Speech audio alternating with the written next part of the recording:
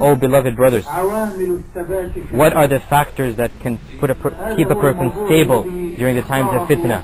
This is the topic that has been chosen for me by Sheikh Walid. He has chosen to give me this topic.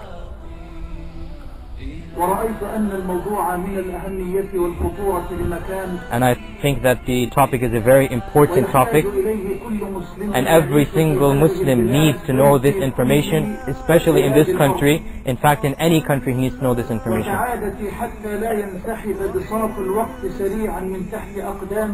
And I will, before time runs out, I will concentrate on the following points in this lecture. Firstly, the types of fitna. Secondly, the dangers of fitna upon the heart. Thirdly, the factors that can keep a person stable during fitna. So please pay attention to me with your hearts and with your ears. And I pray that Allah makes us amongst those who listen to His statements and follow it. These are the ones whom Allah has guided, and these are the ones that are wise. Firstly, the types of fitna. Fitnas can be divided into two broad categories. The first category is the fitna of desires, and the second category is the fitna of doubts. The fitna of desires are many. Under this comes the fitna of money, and the fitna of women, and the fitna of children, and the fitna of position, and the fitna of power, and the fitna of wanting to be in charge. Many fitnas that come under the fitna of shahawat. And the Prophet ﷺ was scared of his ummah concerning these fitnas, concerning the fitnas of the dunya and all of its pleasures, because he said in the hadith, Wallahi, I'm not scared that you're going to become poor. I'm not scared that you're going to become poor, but I am scared that this earth is going to be spread out for you as it was spread out for those that came before you. Then you will compete with one another to get this dunya, as they also compete with one another to get it. So it will destroy you just like it destroyed them. So the fitna of the desires is going to shake the heart, and we seek Allah's refuge. The fitna of women, and it is the most dangerous of all of the fitnas of the desires. The Prophet ﷺ warned his ummah. He said, as is reported by the hadith of Usama ibn Zayd, the Prophet ﷺ said, and I remind you, don't be miserly with saying the salat upon the Prophet ﷺ.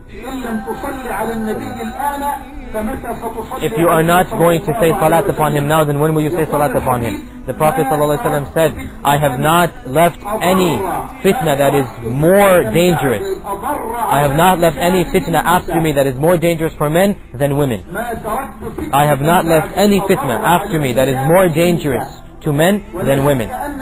And there is no doubt that not a single person is unaware of the fitna of women. It is of the most dangerous of the fitnas of desires. The fitna of how many times have people come to this country and he then just got enveloped into the shahawat of this dunya, into the desires of this dunya. So you find him spending his time and his money and all that he can in order to attain the desires of this world. And he forgets that as long as he lives, it doesn't matter, the dunya will end. As long as he lives, he will never be able to get what he wants. Because every night there must be a dawn after it. And every life there must be a death after it. How many Muslims in this country, do not know even where the masjid is?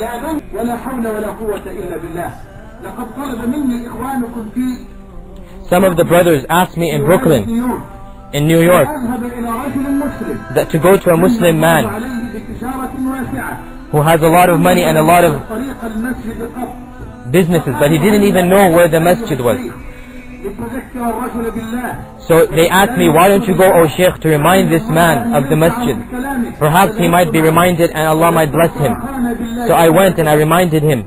of Allah. And I reminded him of the statements of the Prophet sallallahu alaihi wasallam. Then he told me,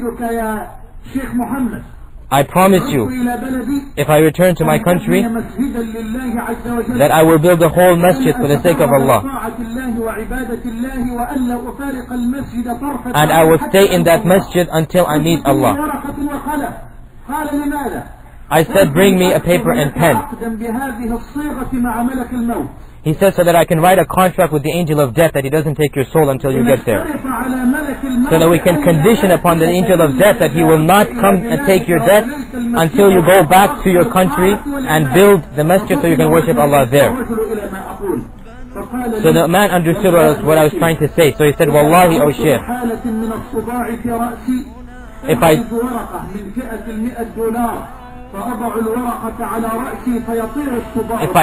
I have a headache, I take $100 out and I put it on my head and the pain goes away. The Shaykh said, Wallah, you are the slave and the worshipper of the money. Just like the Prophet ﷺ said, that the person who worships money will perish. This is the Qibla that you pray to. This is the Kaaba. This is the reason that you live. And this person knows that he will not take his money to the grave.